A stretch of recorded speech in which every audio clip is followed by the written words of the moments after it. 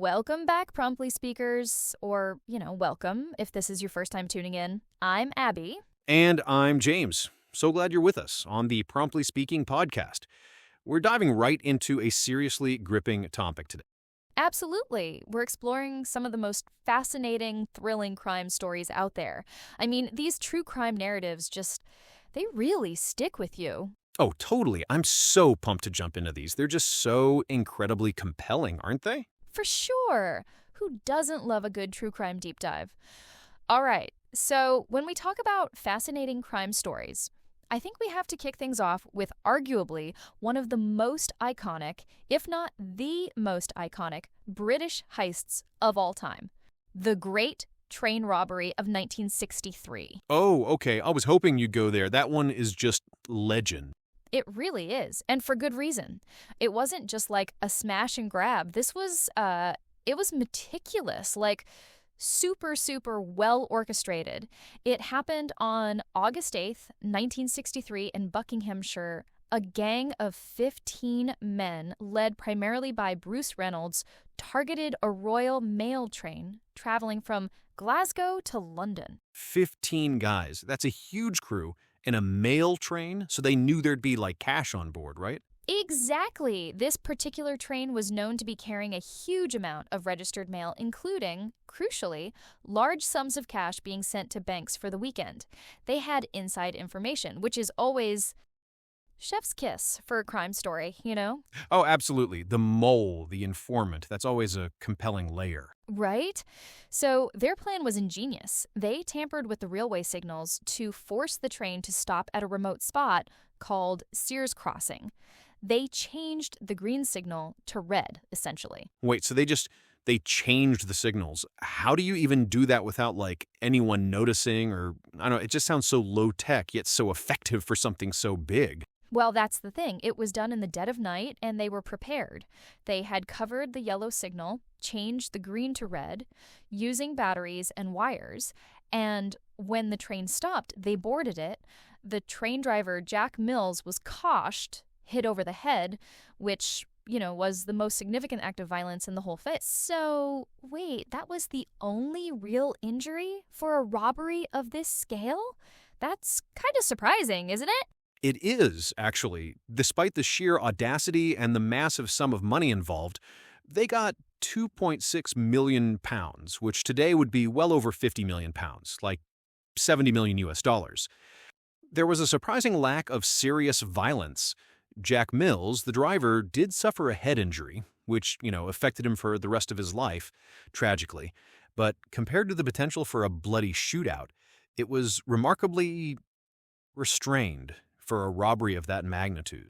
Yeah, that's what makes it so fascinating, I think, for the public.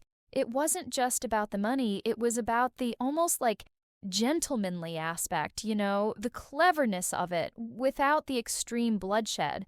People love that kind of underdog, clever criminal story, don't they? They really do. And the public fascination exploded, partly because of that very reason, and partly because of the escape. They fled to a remote farmhouse, meticulously planned as their hideout. They even played Monopoly with the real cash. No way! Stop it! They played Monopoly with the actual stolen money? That's just chef's kiss again. That's such an audacious, we're untouchable kind of move. Absolutely. But their downfall, ironically, was partly due to leaving fingerprints and just generally being a bit too flashy, which led to their eventual capture. Most of the gang members were rounded up pretty quickly, actually, within weeks. But the ringleader, Bruce Reynolds, managed to evade capture for 5 years. And, of course, Ronnie Biggs, one of the most famous members, became a household name for his escape from prison and living as a fugitive for decades. So yeah, Ronnie Biggs. He's almost as famous for escaping as he is for the actual robbery. He became like a folk hero in some circles, didn't he? Even though he was, a criminal. Exactly. He really did. He was like living it up in Brazil, having plastic surgery, recording songs with the Sex Pistols. It just added this whole layer of mythology to the story. It wasn't just a robbery, it became this grand narrative of escape and pursuit. It really did. And I think that's why, even today, people are still talking about it. the planning, the lack of overt violence, the huge amount of money, and then these legendary escapes, it just ticks all the boxes for a truly captivating true crime story. It's almost cinematic. Totally cinematic, and it really has set the stage for how future large-scale robberies would be viewed, as almost works of art in a twisted way, like the genius behind them. Right, the sheer audacity of it. I mean, they didn't use guns much, right? I remember reading that. No, not really. It was more about intimidation and the element of surprise. And, the caution of the driver, but beyond that, it was surprisingly low on outright weaponry. Yeah, that's just wild. So, from the incredibly planned, almost bloodless heist, let's swing to something a little bit more cryptic and unsettling. Oh, I think I know where you're going with this. You probably do, because if there's one case that has truly, haunted the public imagination and mine for decades, it's got to be the Zodiac Killer. Oh yeah, this is a whole different beast compared to the Great Train Robbery. No clean getaway, no public fascination with the cleverness here, just pure dread. Exactly. Like, if the train robbery was almost a caper, the Zodiac Killer is just, it's terror personified, isn't it? For those who might not be familiar, the Zodiac Killer was a serial killer who operated in Northern California in the late 1960s and early 1970s. And it's still unidentified, right? That's what makes it so unnerving. Precisely. The core of this case, what makes it so chilling and enduringly mysterious, isn't just the murders themselves, tragic as they were. It's the psychological warfare he waged through letters and ciphers sent to the press. That's the part that really, I don't know, hooks you, isn't it? Like, this person wasn't just committing crimes, they were actively taunting the authorities and the public. Absolutely. His confirmed victims were 5, but he claimed many more. What really set him apart was, like I said, these incredibly cryptic letters and ciphers he sent to newspapers like the San Francisco Chronicle and the Vallejo Times-Herald. I remember seeing some of those, even just like images of them. They're just so bizarre. The crosshairs symbol, the strange phrasing, it's designed to creep you out.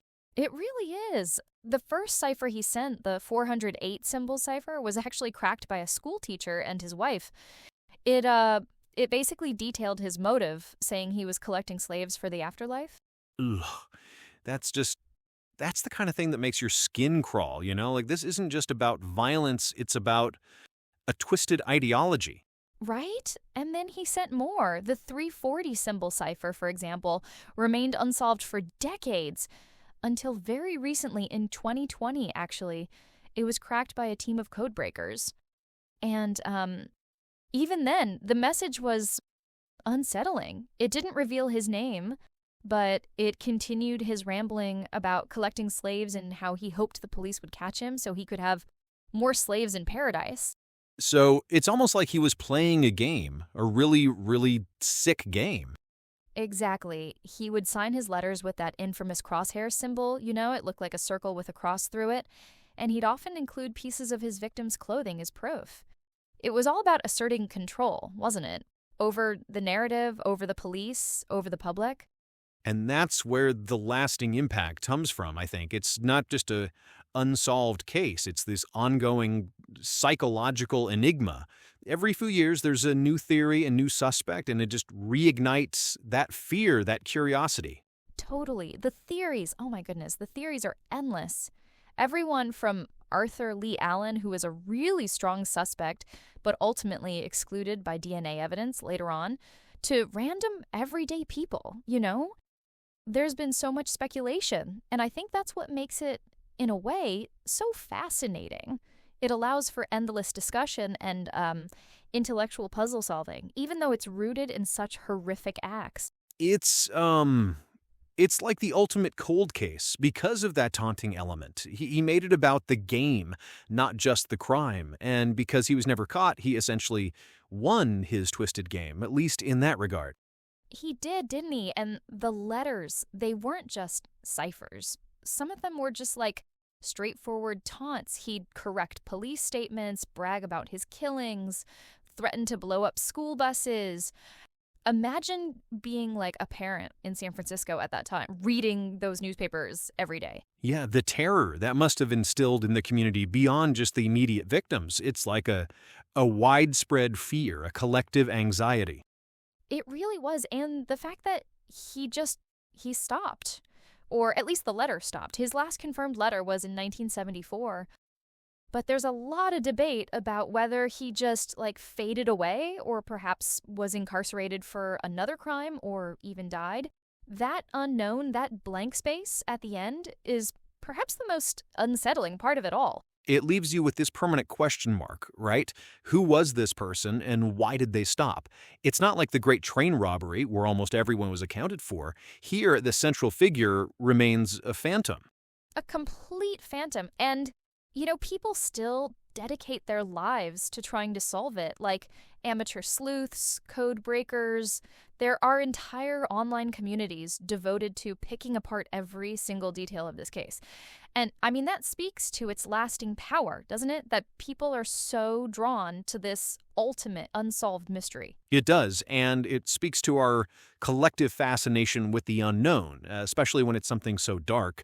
We want answers, closure, and when we don't get them, the story just keeps circulating, keeps evolving. Exactly, and it definitely falls into that category of crime stories that you can't stop thinking about. You read one thing and then you go down a rabbit hole with theories and documentaries. Oh, absolutely. I think I've watched every single documentary on the Zodiac Killer, probably twice. Yeah, same. And every time you watch one, you're like, is this it? Is this the one that's going to give me the answer? And then, no. No. Still waiting. Still waiting. Well, wow. What a journey, huh? From the audacious Great Train Robbery to the chilling unsolved mysteries of the Zodiac Killer. James, this one's quite the deep dive into true crime. It really was, Abby. I feel like we only scratched the surface, too. There are so many fascinating stories out there. So many. But that's all the time we have for today's episode of Promptly Speaking Podcast. Thank you so much for tuning in, for listening, and for, joining us on this exploration of some truly wild, sometimes unsettling, but always captivating crime stories. Yeah, absolutely. We really appreciate you all engaging with us. And if you enjoyed this episode, please, don't forget to subscribe wherever you get your podcasts. It really helps us out. And leave us a review. 5 stars would be amazing if you felt so inclined. It helps other promptly speakers find us, Yeah, and join the conversation. What are some of your favorite true crime cases? Or what else would you like us to dive into? We've got a lot of interesting topics coming up, don't we, Abby?